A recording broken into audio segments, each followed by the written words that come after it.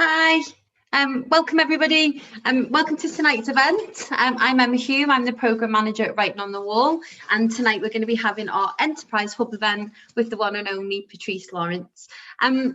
We'll be talking about her career to date this evening and about things surrounding issues of diversity and representation within the publishing industry. Tonight's event is part of our Enterprise Hub programme, which is brought to you through the Women's Org and funded through the European Social Development Fund. Enterprise Hub is essentially a way to get your business idea off the ground. It's around about 12 hours free business support from the Women's Org, and Writing on the Wall are a creative and arts partner. So if you are interested and if you've got a little idea that you'd like to get some support on, you don't have to be there with a fully developed idea yet, but do get in touch with us. You can find details on our website, or you can email amy@writingonthewall.org.uk, and there'll be a link in the comment section below. So to tonight's event, Patrice is an award-winning writer for children, teenagers and young adults. Her books include Orange Boy, which won the Bookseller Young Adults Prize and Waterstones Prize for older children's fiction. She's got Indigo, Donut, Rose, Interrupted, and her latest 8 Pieces of Silver, which was released in the summer. Patrice worked for more than 20 years in the non-profit sector, and I'm delighted to have her this evening for a bit of a chat. Can we give a warm virtual round of applause to Patrice? Hi, Patrice. Hello. How are you? Yeah, rude health, thank you. I went to walk the dog out before and I was like, oh my God, it's freezing. I might last 20 minutes and be back in. Thank you so much for joining us this evening, and thank you for being our writer on the block as part of our Writer's Block series. It's really great to kind of kick the year off actually with a children's author who kind of focuses on that. It's not something that we've had on the Writer's Block so far in terms of specialism, but kind of actually a lot of our work is geared around that. We had Cheryl Martin who touches on both as well, but to kind of get your experience is invaluable, and I can tell that by the way that your one-to-ones were like gone like that. So you're proving very popular. Thank you. Welcome. So tonight, as we said, the Enterprise Hub is kind of all about business support for Liverpool City region residents. It's also kind of about setting up a business, but also looking at kind of how we work within the different industries. And so it's great to have you here this evening. I know that we're going to kind of get into the nitty-gritty of the publishing industry and kind of all of the barriers and the issues that I know are kind of actually topic of discussion quite a bit at the minute, which is good, but also kind of, is it enough really? And before we get going,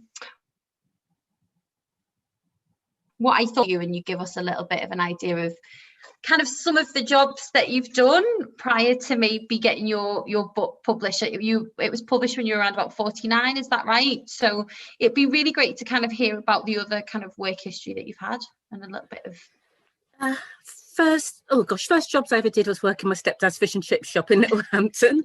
It kind of gives you an insight into 1980s seaside towns. And I worked in a bank in that West for 9 months, which is like the so opposite of any type of job I should ever do, and I was absolutely terrible. Also in the civil service for a bit, where I was equally terrible because a lot of it's process led.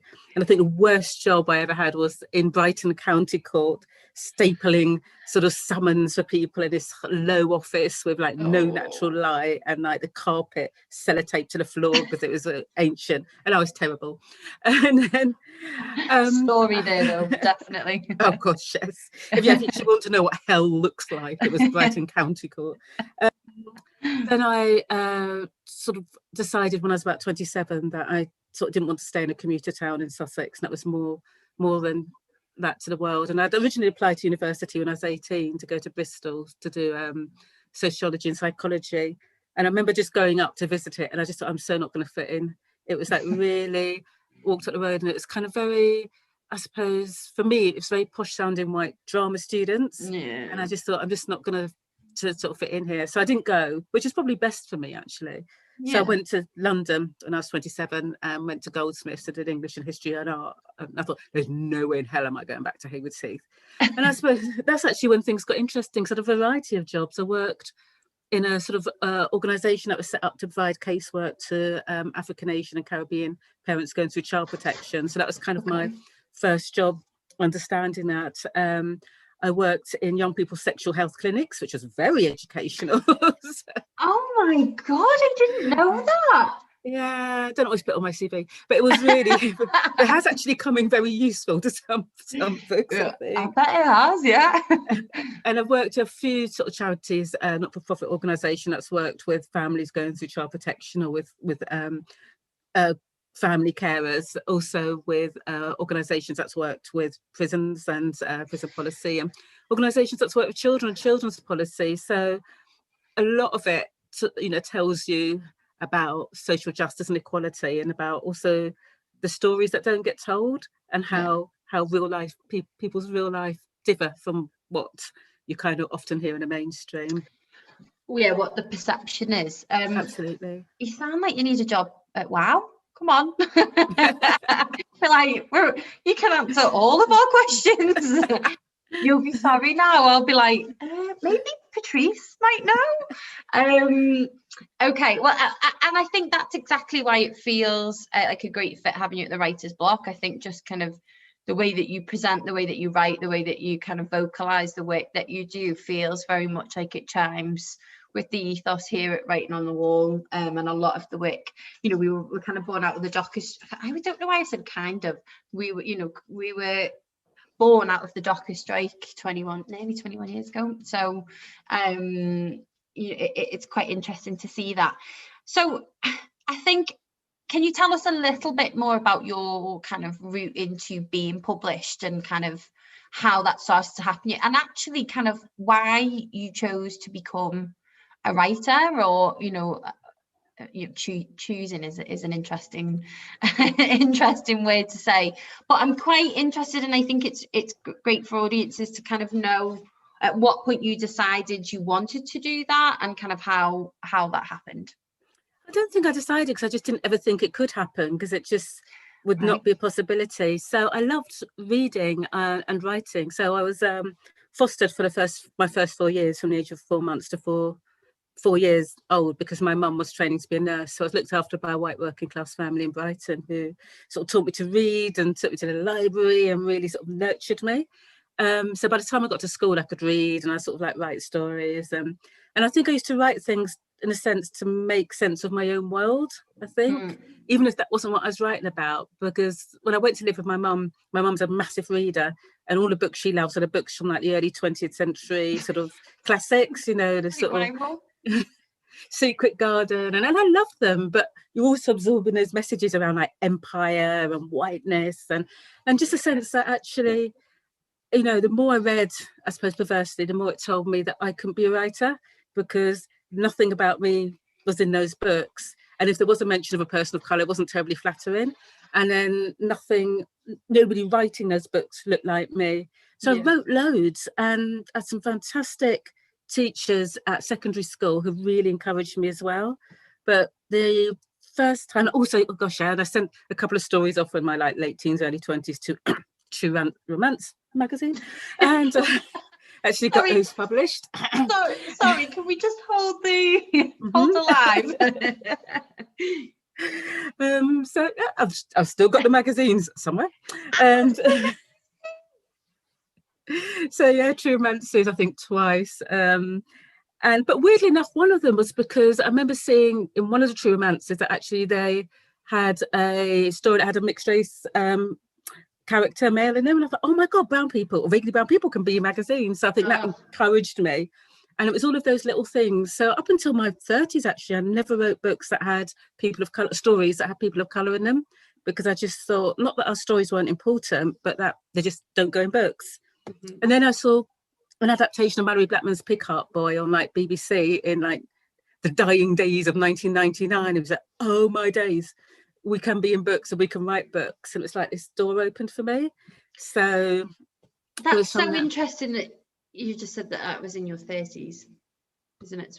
That's actually really kind of, that's kind of hit me there. Do you know what I mean? That you got to your 30s and realized that you hadn't written about anybody that looked or, you know, like you, because you just didn't think that was something that was acceptable, essentially, isn't it? Really, that's what we're saying.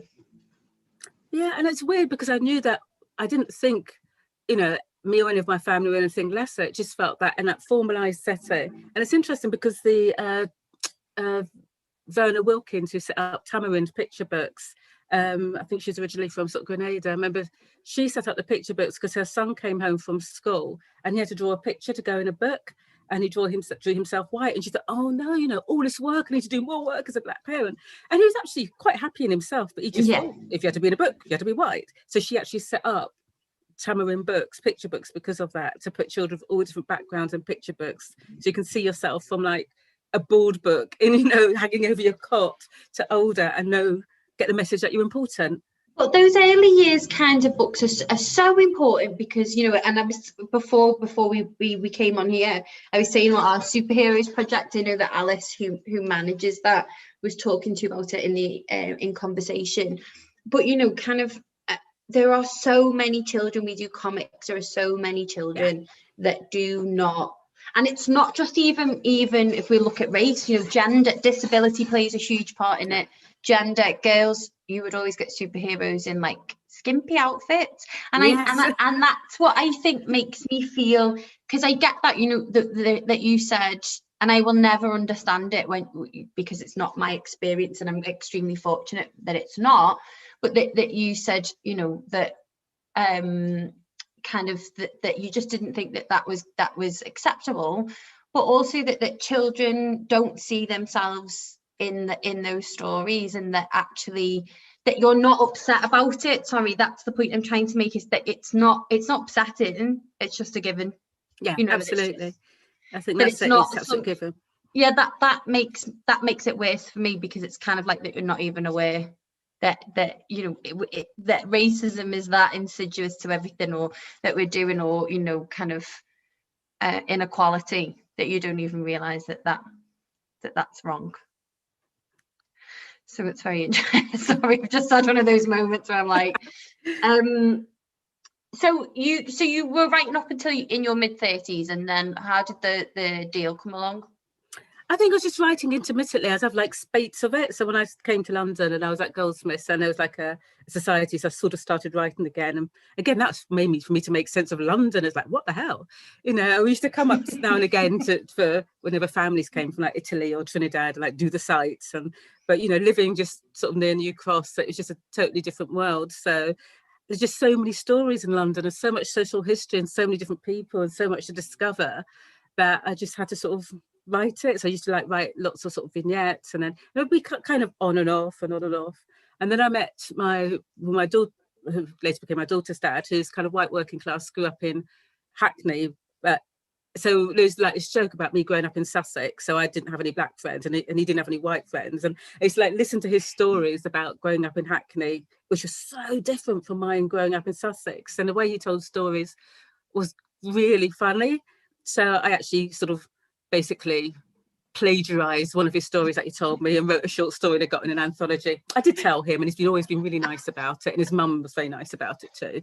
So that's good at least. But it was an anthology that was being run by the Arts Council at that time, for this whole initiative called Decibel, which was to make culturally diverse arts, and that was around short stories and literature.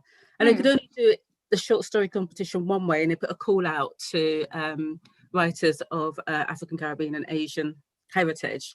But after that, they there's this particularly I won't use the word, there's an MP who has often challenged those sort of initiatives, because he did the same thing with a Jallock Prize, and said it's racist to do that. And the Commission for Race Equality, I think, also agreed with him. So after that, sort of Trevor Phillips. So after that, for the other 2 years, they had to do the call out for writers who had experiences of being in ethnically diverse families, writers who were refugees. But for my year, it was just short story. So that went to an anthology, and I met my agent just by accident when I was invited to an event, and I knew nobody. and I drank a little bit too much Prosecco on an empty stomach. And I saw somebody I knew, the only person I knew, John Agard, a poet, and he was talking to Caroline, and she eventually got a copy of the anthology. I pitched an idea to her, she liked me, and she signed me up. I tried writing the book and I was rubbish, and I wrote another book and I was rubbish, and I wrote another book and I was rubbish, and I wrote another book. So it took a really long time for me to learn how to write a book. But I think that's another thing, isn't it? It's a discipline, writing books, writing in general. Again, you know, we had that conversation, and I think that and we'll come on to it later. We won't get into it too much now. But you know, the amount that writers get paid, you know, kind of reflects that people don't really understand the craft of writing, and that. But also, everybody chimes with the idea of storytelling, and that's what writing is, you know, exactly. It's how we communicate, isn't it? It's how we make sense of the world around us. So if we look at some of the stats for the publishing industry, if we kind of focus in on children and young people, so it's a third of English primary school children are from Black, Asian or minority ethnic backgrounds. So around about, I think it's about 35.6%. Don't quote me exactly on that. However, only 4% of protagonists in children's book are from those communities, and they're actually 8 times more likely to see an animal as a main character as opposed to a black or brown character. Melanie Ramdishar's bold research, the Book Trust reported that only 6% of children and children's authors published in the UK were from minority backgrounds. A minor, I love how they love to put this in, a minor improvement from the 4% 10 years earlier. Do you know what, like 10 years, I mean, we're laughing, it's horrendous, isn't it? But to have gone up, what, 2% in 10 years, what? Like, that's you know what, I normally hate statistics and stuff like that, but things like this, it kind of shows you, doesn't it? Something they've hit a target on. This surprised me. 55% of senior leadership and executive roles were held by women in the publishing industry. That surprises me. Yeah, but publishing is really similar to the not-for-profit sector generally. Now, it's primarily female, primarily middle class until you get to the top, and then it's more likely to be men at the top. So it's really similar in publishing. Yeah. 13% of people working in the publishing industry were from Black and Asian and minority communities, and 3% identified as LGBTQI+. And they reckon that 6% with having a disability or impairment. So compared to national statistics, that's absolutely shocking, isn't it? Really. And when you think about kind of the impact that's having, you know, we're talking about the publishing industry with those last kind of statistics within adults as well. And that's having a huge impact. But, you know, we're looking at our children and young people here, like, who are really forming their thoughts and views. Can I ask kind of what are your thoughts about the lack of diversity, just in a general scale, and then we'll start to unpick I think I suppose the first thing, even just thinking about the stats as well, because certainly when we looked at when you tended to look at the not-for-profit sector, when quite often you had Black and Asian people are either in finance or they were doing the specific Black and Asian or diversity initiative, and that was often my experience. Yeah. The diversity officer.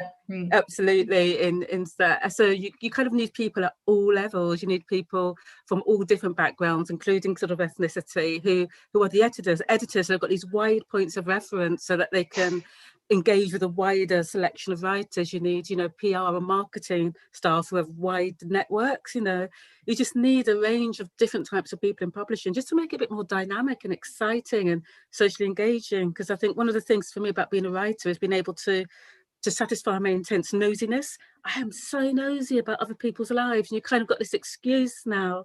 And I just think having those different ranges of people, you know, and I think one of the things I say over and over again about, you know, Orange Boy, that even though it won those prizes, I was like, no publishers wanted it. And it was just like one editor who was covering, Emma, who was covering maternity leave. So she was there temporary anyway, because it's about a black boy that a lot of editors they went to just didn't find relatable. So whereas Emma had grown up in London, you know, a very diverse area, and also just felt it was incredibly important that that voice of that young man and those stories get out there.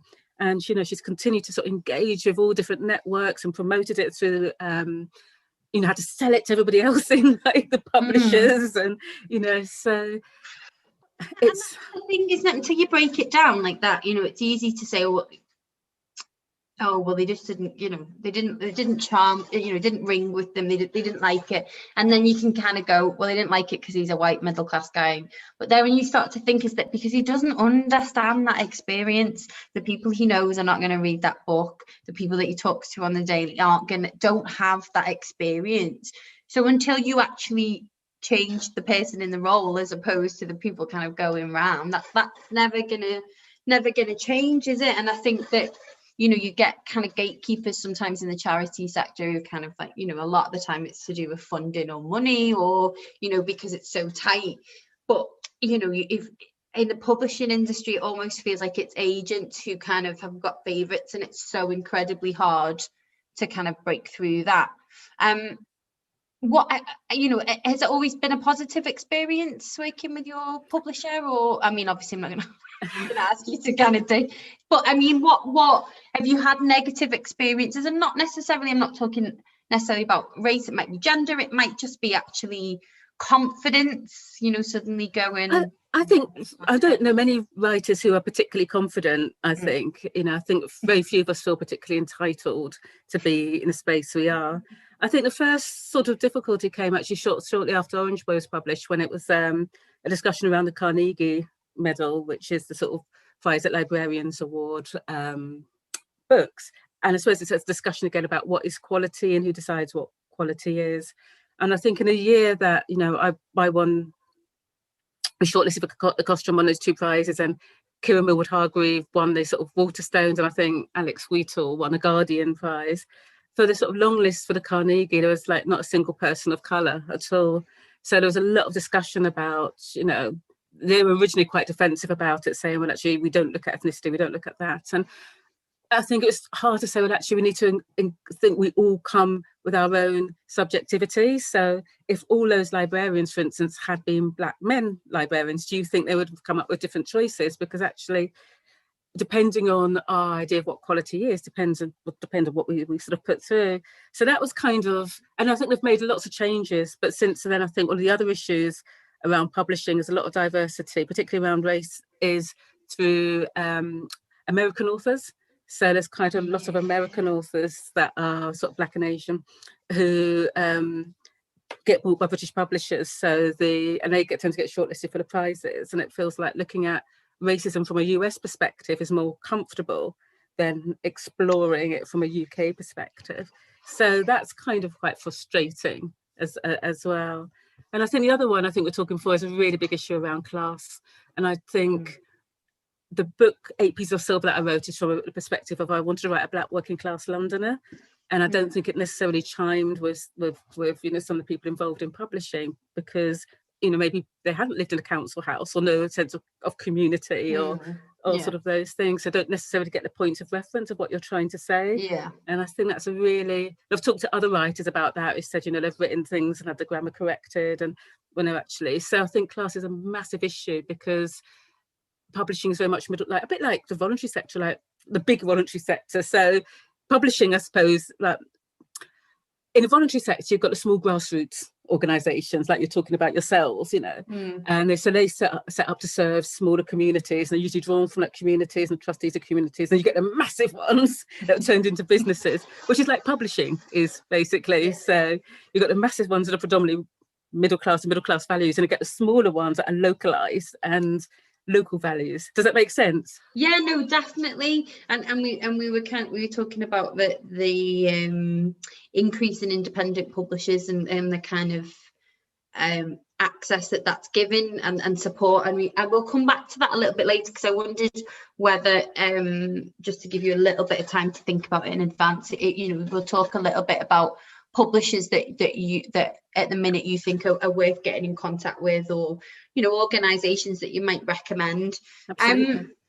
Did you read the Bernardine Evaristo article in The Guardian about Black British books? Don't know if you saw it.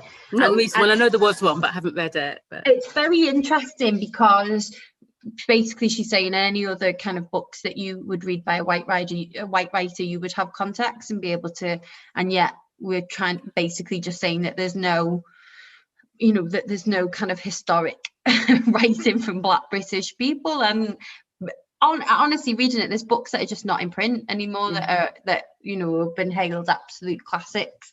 And so we were talking about kind of diversity and that, or the lack of diversity within the publishing industry, and we'll get a bit more positive maybe in a minute about ways we might be able to tackle that. But I'm interested in this because how do we go about tackling kind of diversity within the publishing sector? But do we start from a child, you know, from school? Is it education that we start from? Thinking about that in terms of, because these books aren't in schools, they're not in universities. Like, you know, we had a conversation about access into kind of writing, that actually for a lot of children who are from underrepresented communities across the board, they don't even see it as something that they can or would do because of confidence, like you said before. What can we do in schools, do you think, to tackle? Well, I think we're issue? kind of stuck with the curriculum because that comes from on top, and it's kind of rather depressing to think that the curriculum that children are studying now is what I did even pre-GCSEs. But what you have got is some really fantastic teachers and really fantastic librarians who are really committed to getting different types of books and different types of experiences into children's hands and weaving it through the curriculum. So one, for instance, initiative was by Scholastic Books, which Tony Bradman, who's a white author, was watching the David Olusogu's Black British History programme, and he thought, oh, we need to change this in the curriculum. So he contacted Scholastic and has been commissioned a series of books that were inspired by UK Black and Asian history. So I wrote one set in Tudor times. I know a lot of teachers are using it in class to talk about the Tudors and to do so. That's absolutely fantastic. So you get some really creative and amazing teachers and librarians who actually change things and also bring writers into schools. So that's one of for me, the joys is you can stand in a school. Well, I used to be able to stand in a school. Yeah, I forgot about that. And you know, I can say, I'm a first in my family to be, born here and go to university. My stepdad had a fish and chip shop, and I was fostered, and my dad was in prison for a month. And I'm very honest about all of those things because I kind of want young people to know they feel seen, but to also to know it's a possibility that they could be on that stage if they wanted to. So there's that as well. In terms of diversity, I think the problem, again, it's very similar to big sort of charities. It's about power. And a lot of the initiatives the money isn't held by the marginalised groups and not held by the Black or Asian or working class or disabled writers. Are held usually by a predominantly white organisation who organises that initiative. So, and it's often that thing where people want change, but if they feel there's change, they're going to have to lose power. So they don't like that, do they? Or well, if you let more of them in, does that mean that I'm going to have less work and all of those type of things, where you get some absolutely amazing, so like Jacaranda, who are a sort of small publishing company that have been run by, I think it's Valerie Brandis for a really long time, so kind of that led, but they publish books by different authors. They just decided, okay, they're going to partner up with writers of colour and with the London Library and publish 20 Black writers in 2020. And he did it. And Hope Road and other Black-led publishers been publishing an imprint. And I think seeking out some of those books by Black and Asian writers that have been missed and sort of reprinting them and translated children's books as well. So there's some lovely stuff happening there by smaller independent publishers. And I think that's what will change, really. And also, so I was going to say just sort of one last thing. Just now, talking about the stats of children, is that we're going to have obviously a census this year, aren't we? Yeah. So these, if we look at the changing demographics of children, those are going to be the future readers. So you really need to change if you want to sustain a business, because those are going to be reading your books. Well, and that it is, isn't it? And I wanted to touch on that I've got 1,000,001 questions now, Patrice. I don't know what, we're on a free for all now.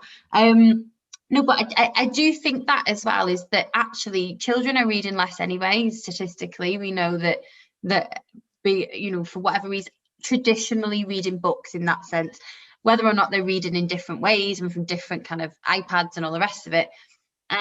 But it's only more, I don't understand, it makes sense to have books that represent them, because then they've got an interest to read it, because, and like, and I know a lot of it is talking about, if you teach children in children about kind of African history and a lot of about that continent, you're going to empower lots of children to go on and be confident. And the more that I go on, the more I don't actually think that the education system wants that in any way, shape or form in some ways. But that is very, very negative, isn't it? So let's hope that's just the pessimist in me that thinks that. I've got a question here actually that falls into this, so I'll it's from Leona, and it's: the call for Black writers often feels like the books have to focus on a stereotype of being Black.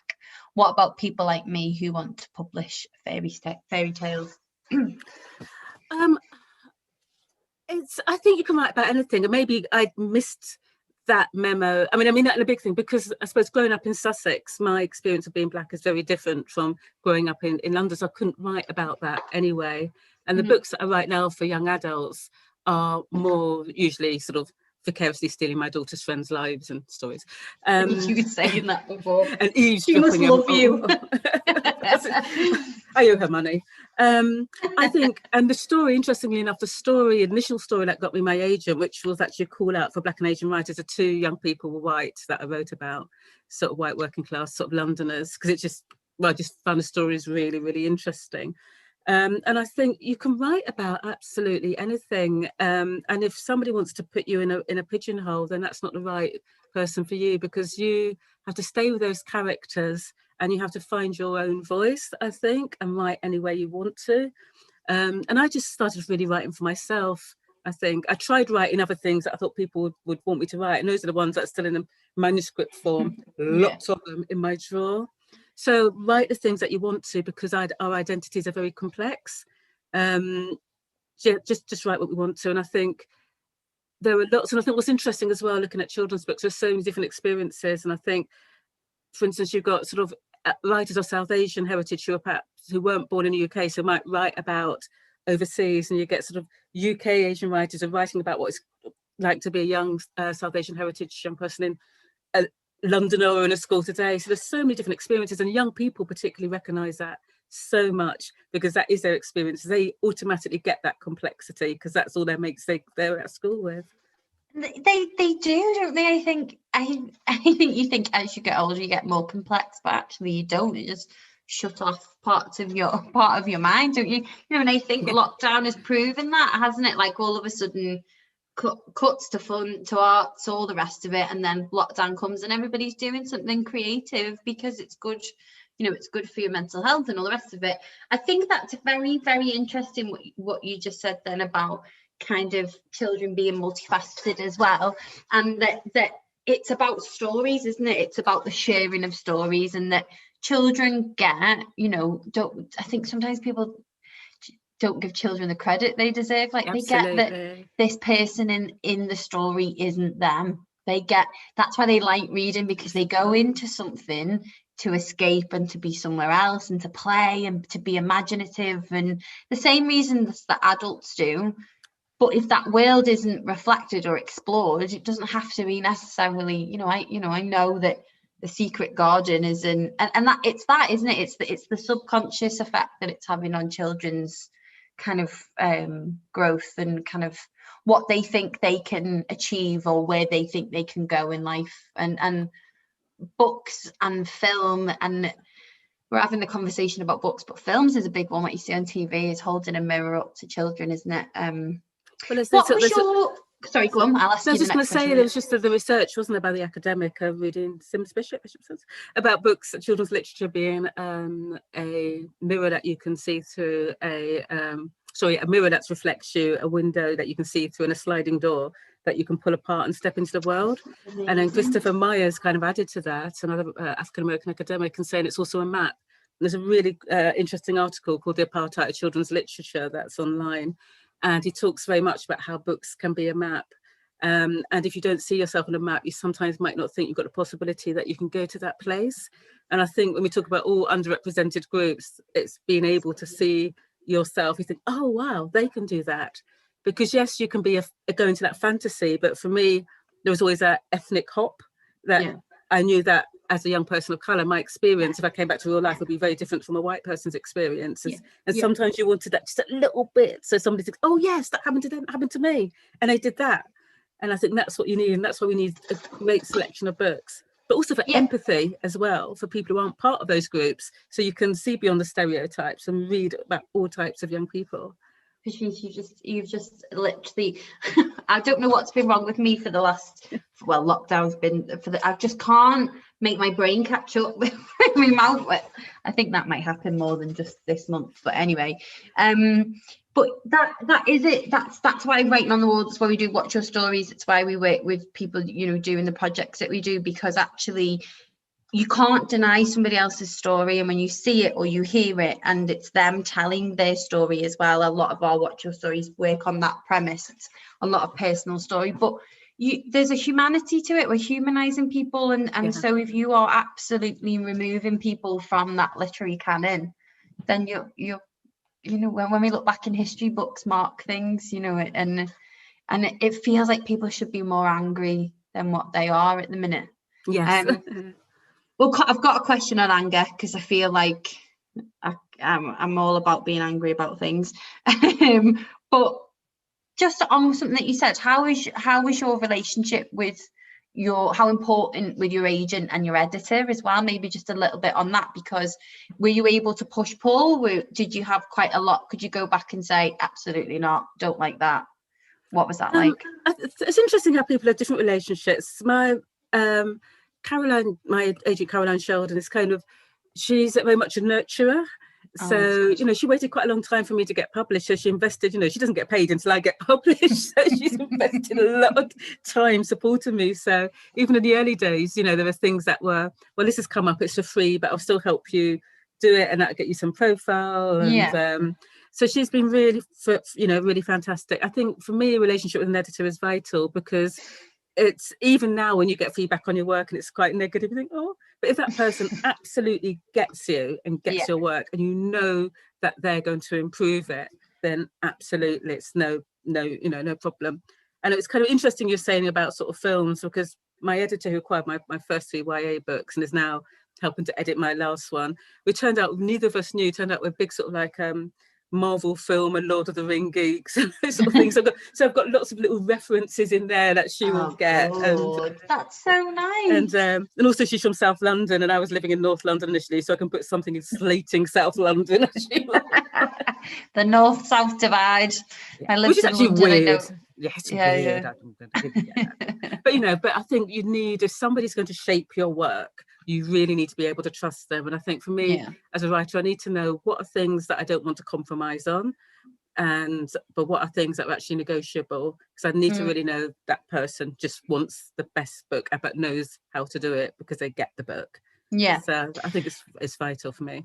It's and also again, just going back to that as well, again, just proving to you agents, editors from diverse, underrepresented communities, because they have to chime and we had a conversation before about kind of and I don't know whether you had any bursaries or you've got any idea of any things that are happening out there, because we were talking about, it's great suddenly, so say all of a sudden the publishing industry gets its act together and we have a true reflection of our kind of society in that industry.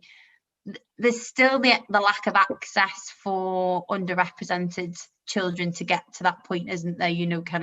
We were talking before about confidence again, so we've spoken about education, we started in that middle, but also that middle ground, isn't it? As you get older, maybe you are writing but you haven't got the confidence to send it anywhere. Is there anyone or anything that you know of that you think people should be aware of, be in touch with? I mean, I think lots of things sort of pop up on Twitter for young people. There's loads of often quite, and I think also, I think Hachette, for instance, they've just opened an office up in the north of England, so everything's not so London.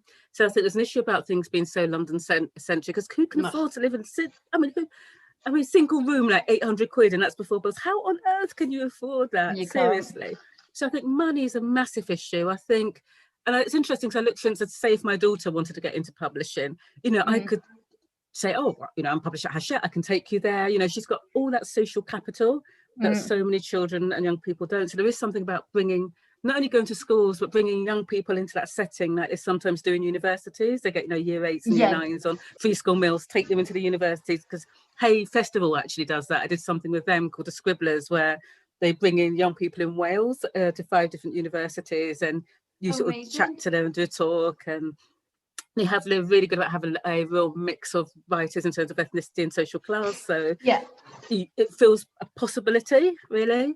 That's really nice that Hay are doing that as well. Yes, it's great. Yeah, it's called Scribblers. They've been doing it. So I did it, funny enough, I did it last February. So literally it's just about 2 weeks before lockdown. You didn't even see it coming. Oh no. And it was that your last bit of freedom with interaction, social interaction.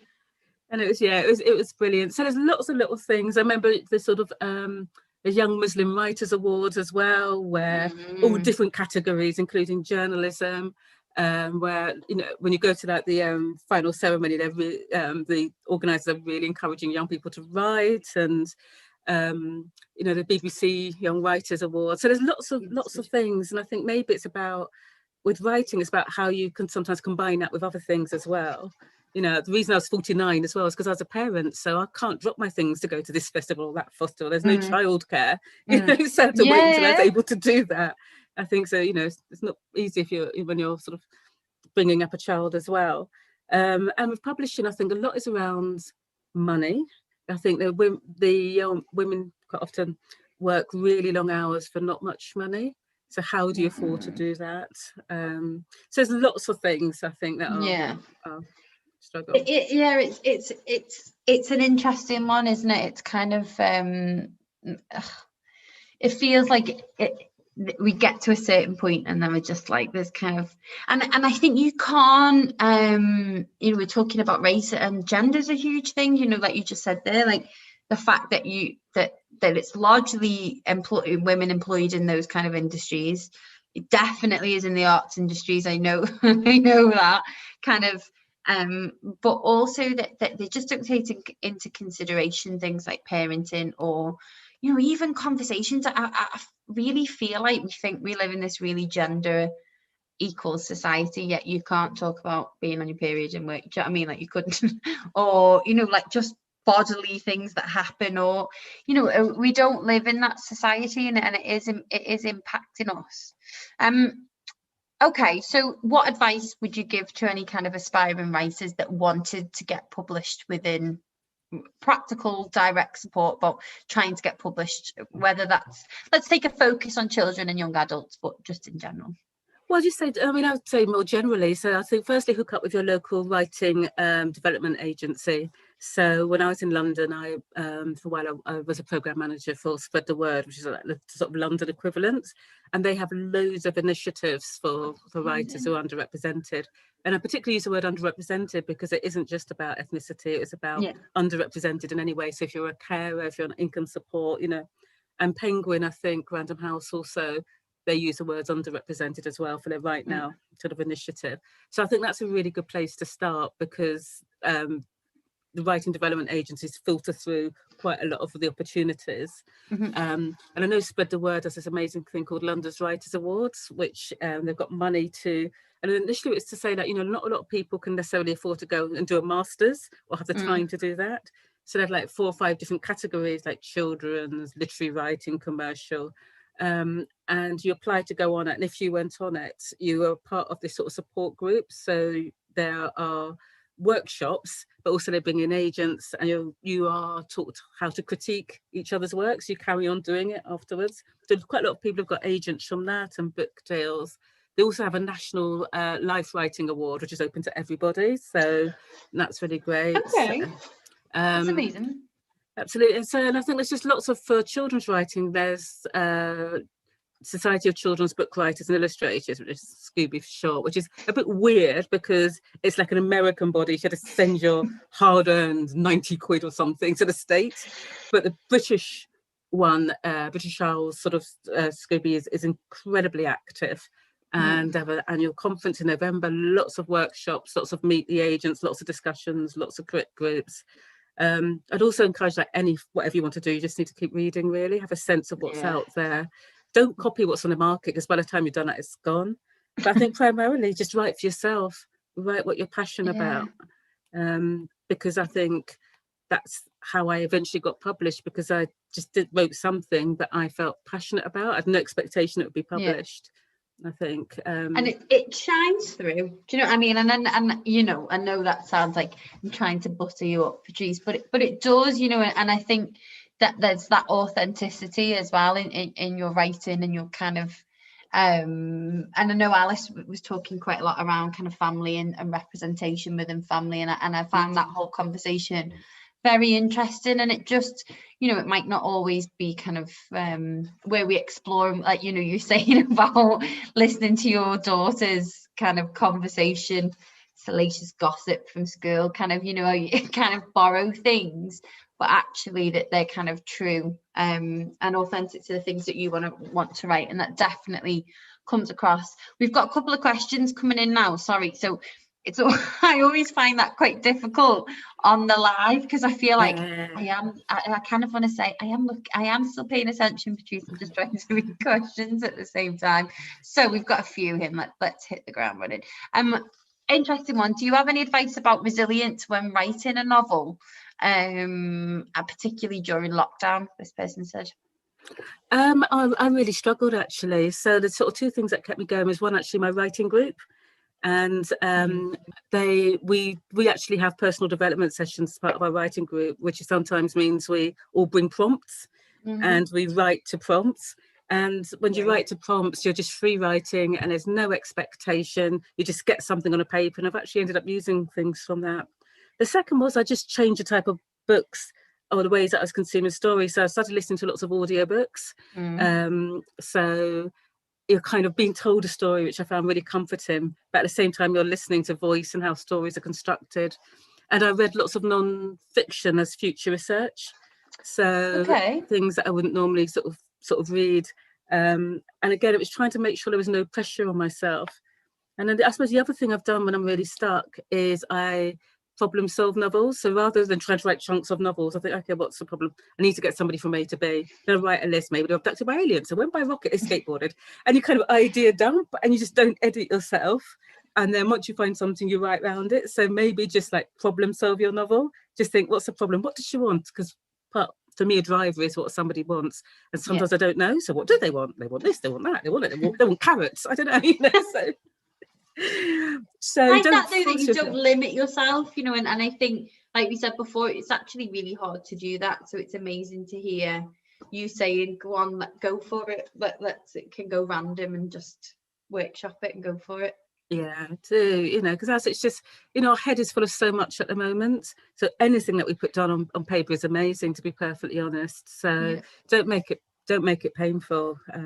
I watched, this is really bad, but I've watched loads because I quite want to write a crime novel. So I'm now on a 13th or possibly 14th series of Criminal Minds and a Behavioural Analysis Unit. The writing is so terrible. I'm still slightly obsessed because actually it's all still about an arc for a criminal story, and it's like, well, coming really useful, you know. So. Yeah. Sat there like, sorry, you just watched my 5th one of the evening. My friend just told me to watch Broad City, which is on an American comedy about 2 girls, and I was like, okay, I don't know why. She made best friend, she's like, watch it, and now I'm like obsessed with it, like watching six episodes in an evening like that, going to bed like can't sleep. But yeah, it that's the power of TV, isn't it, in lockdown. You released your book in lockdown, well, not in lockdown, obviously during last year, during all this. How was that for you? I think in a sense I was slightly luckier, because some people had ended up with books released in full lockdown, and also it wasn't a debut, so that worked. And so because it was August, it was slightly less lockdowny. So, and I wanted to do it with an independent, I always like to work with an independent bookshop, so I worked with Gaze the Word, and I could actually be in there. And everybody else was with my daughter, and cake and wine, naturally. And actually doing launches online is great because people can't normally, people who don't normally come are there. So that was really lovely. So I think I was lucky that I just got that little space where I could be in that bookshop. And I think people are kind of getting used to it now, actually, because actually they have more people come than they would if they had a physical book. But yeah, I was lucky because it wasn't a debut, and I really feel for people who were releasing debuts during that time. Yeah, it's just an incredibly hard time in general.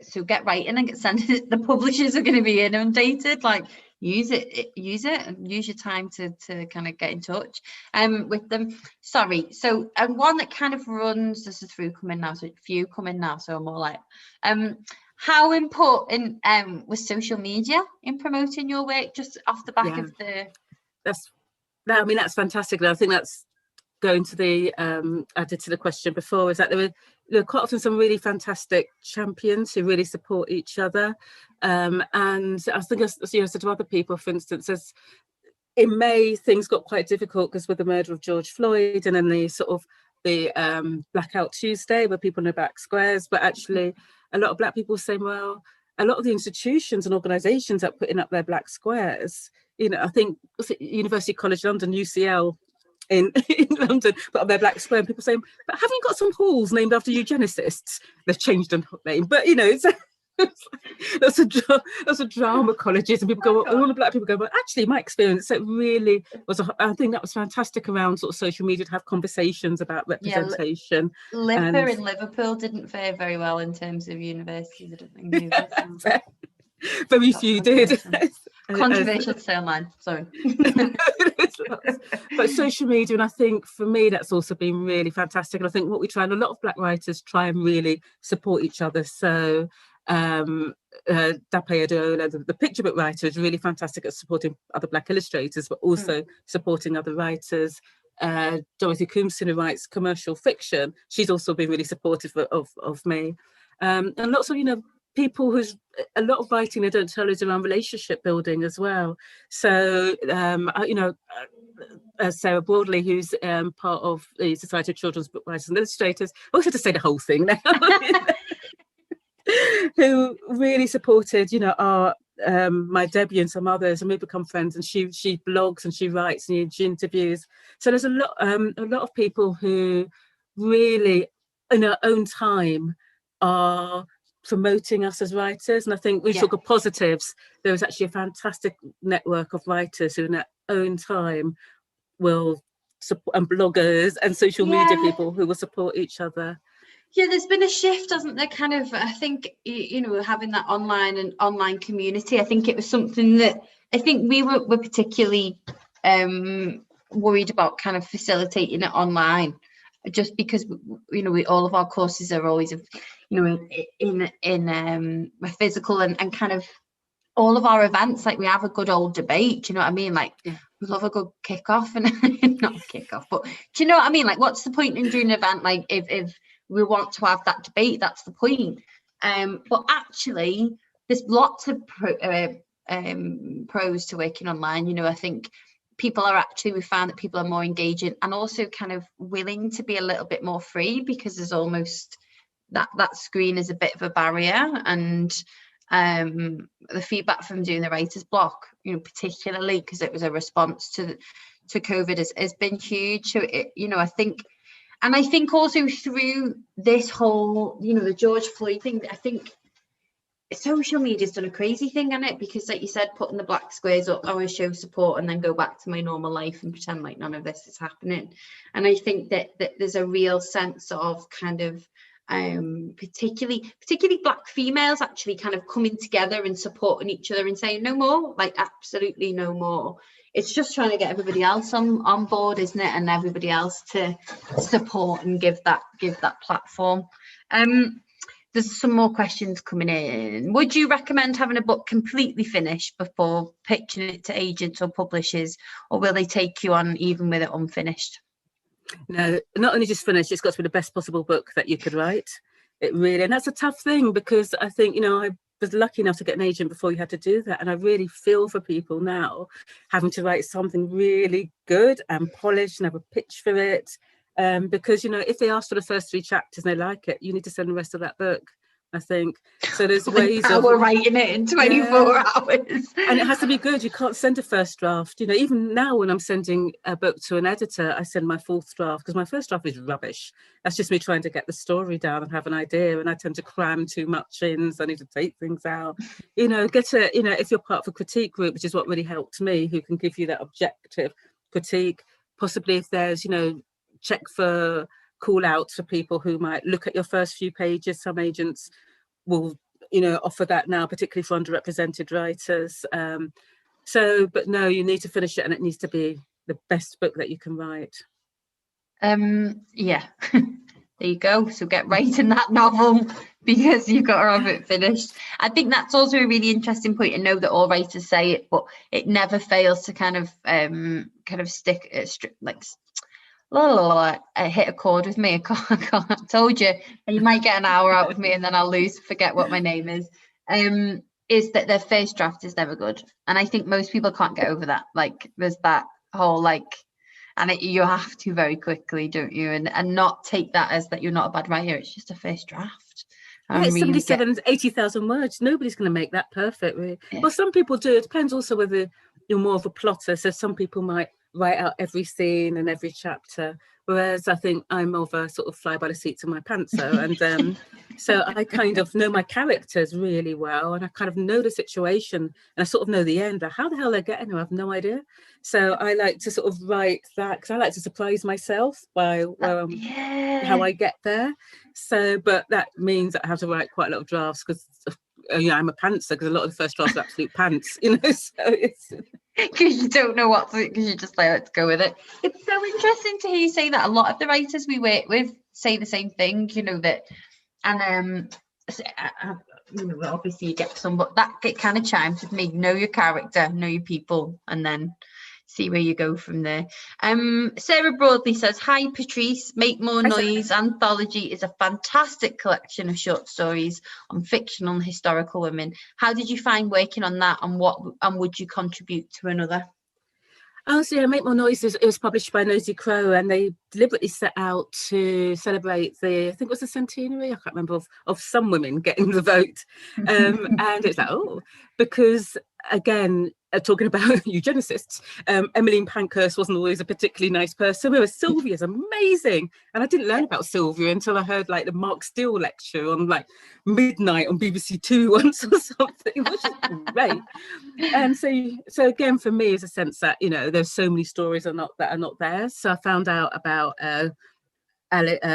Christian Melville, I think her name is, and who was in London in 1900, and she was born in Lahore, so one parent was Indian, one parent was Scottish, I think, came over to London to be I think it was to be a musician or to do elocution lessons or both, but saw the poverty, particularly of women.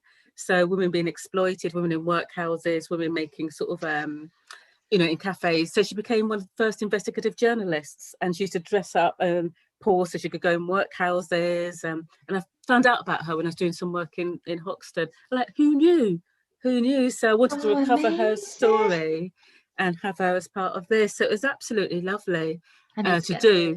Yeah, absolutely lovely. And then there was there's a new anthology coming out by Knights of and Book Trust, which was to celebrate Black Joy. So they've commissioned 10 writers and 10 illustrators to write a book, because there's so much trauma around that actually it gets you down a bit, to show that actually Black people can be happy occasionally.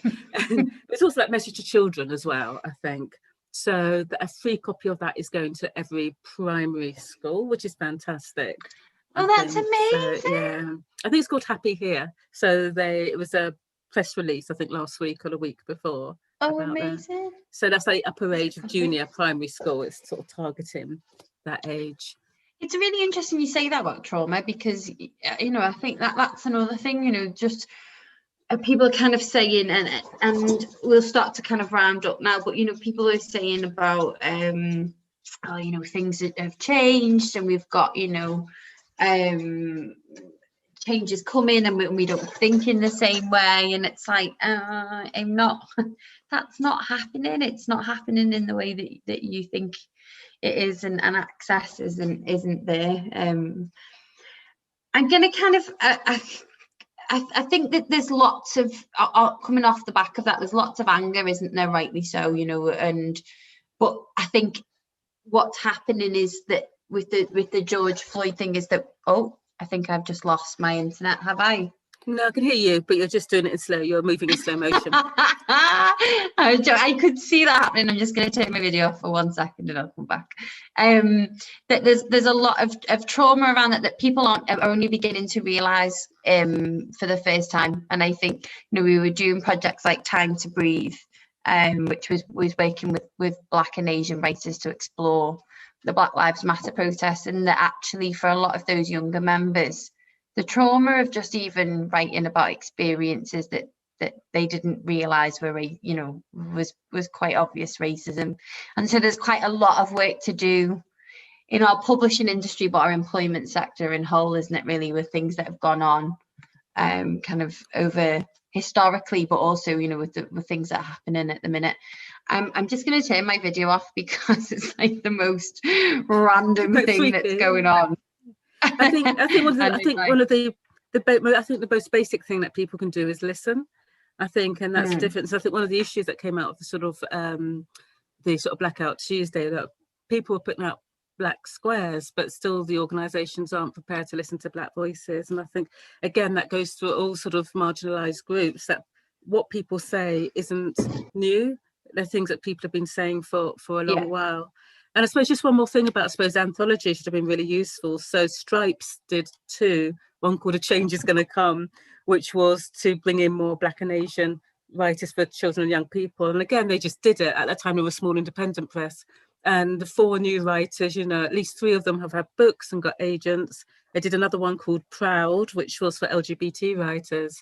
And there's a children's writer called Eve Ainsworth at the moment who wants to put together an anthology of working class children's writers as well, to actually, you know, to say we can do this.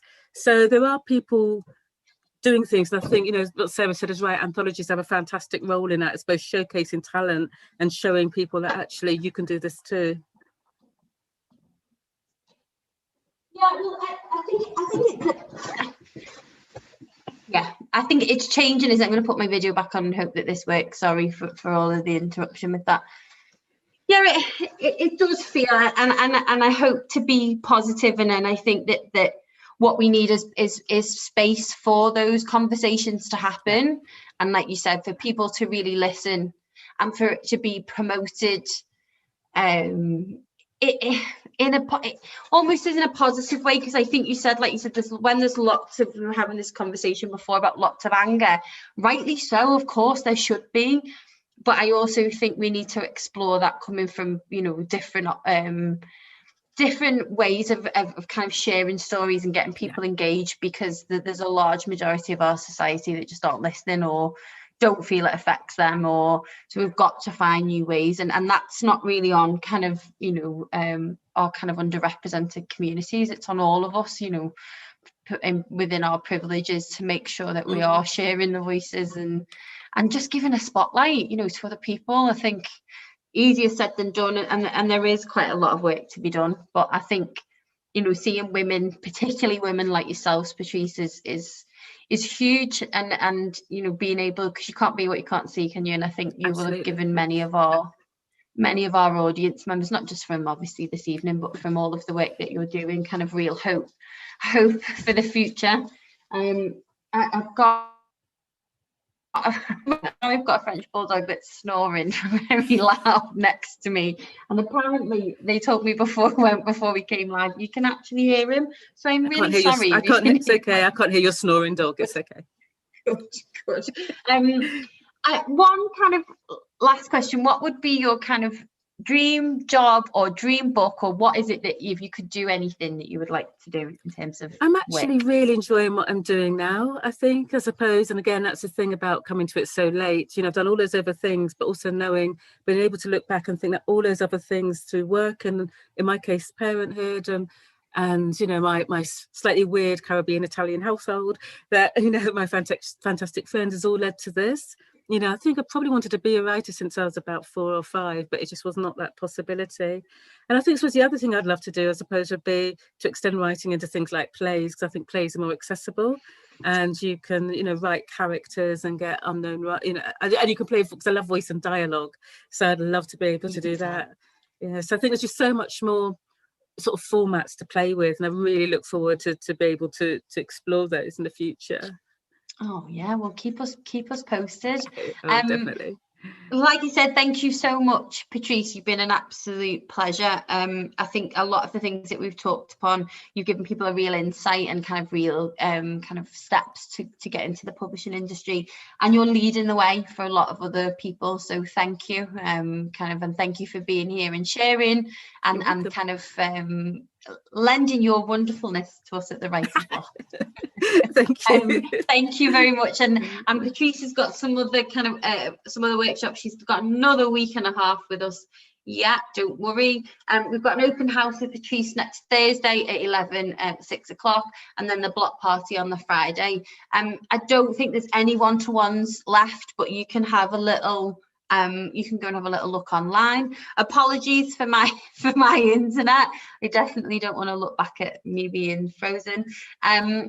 I've been Emma. We're Writing on the Wall. This event is completely free, but if you are interested in supporting us, then you can go to our website at www.writingonthewall.org.uk. If you're interested in Enterprise Hub and getting some free business support, the Women's Org are great, and it's not just for women either. Then drop an email at amy@writingonthewall.org.uk, or you can have a look on our website as well.